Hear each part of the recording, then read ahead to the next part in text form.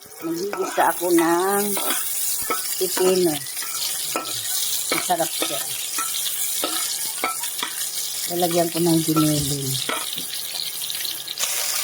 Ayan guys eh. Lalagyan ko ng giniling. Lalagay ko na ang pipino. Ayan. Pipino.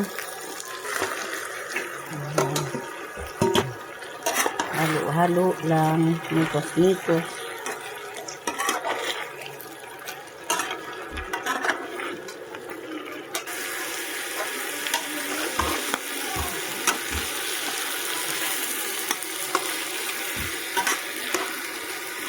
Tapos titimplahan ay yung sa inyong panlasa.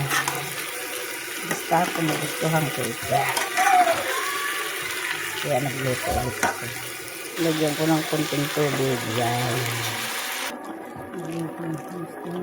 Konting oyster para medyo lasa. Ayan guys, matulo-tulo. Matakpan ko muna para maluto siya. Takpan muna natin yan.